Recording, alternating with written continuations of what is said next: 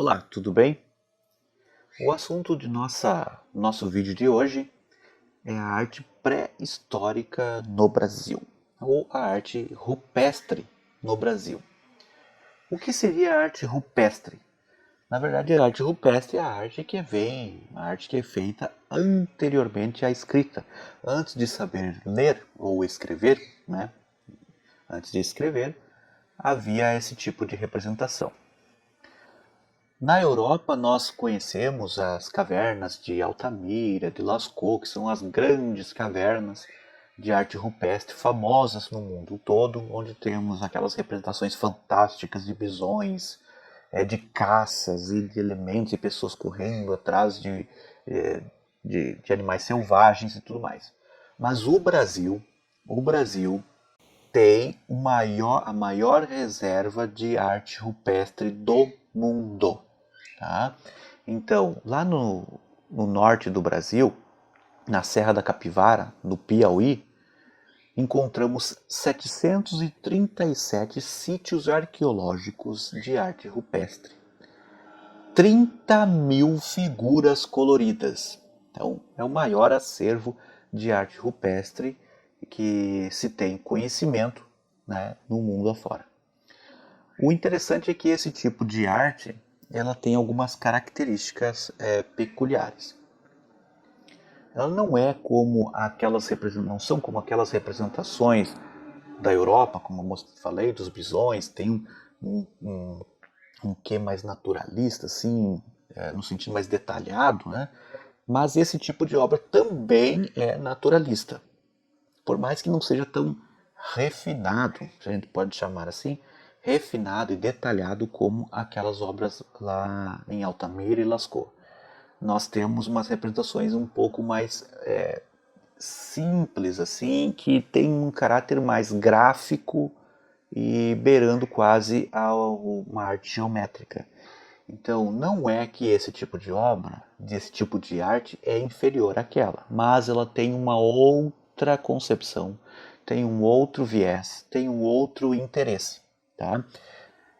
Nas obras aqui do Brasil, da Serra da Capivara, você tem representações da natureza, você tem representações de seres reais, você tem representação de pessoas, de animais, tem pessoas dançando, você tem manifestações que parecem pessoas cantando, celebrando alguma coisa, né? Então por isso que a gente coloca no mesmo contexto de arte naturalista. Então esse tipo de obra, esse tipo de pintura, de representação, é uma representação naturalista.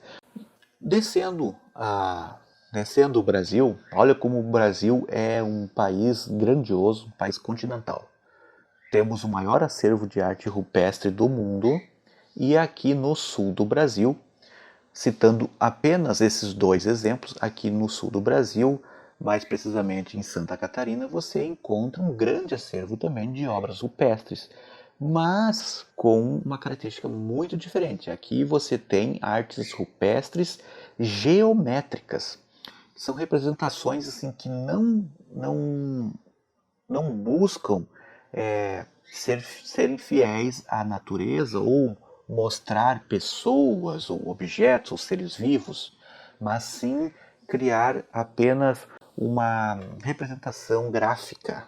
São gravuras que são conhecidas, já foram o primeiro contato com essas gravuras, essas representações, já lá do século XIX, mas os primeiros estudos foram feitos somente no século XX, aí na metade do século XX, anos 40, 50. No litoral catarinense, só no litoral catarinense, nós temos 30 sítios arqueológicos, tá?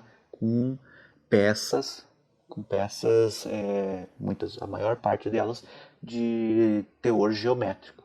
No Morro do Avencal, em Urubici, também você encontra várias obras rupestres. Isso é muito importante de a gente salientar e falar, por quê? Porque é um tipo de arte que sofre desgaste, está aí algumas centenas de anos, né, séculos, até alguns milênios, e sofrem desgaste natural.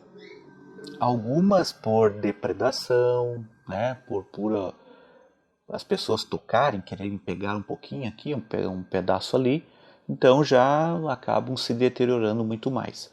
Mas o que é interessante é nós vermos justamente essas duas abordagens. A abordagem naturalista e a abordagem geométrica dentro da arte rupestre.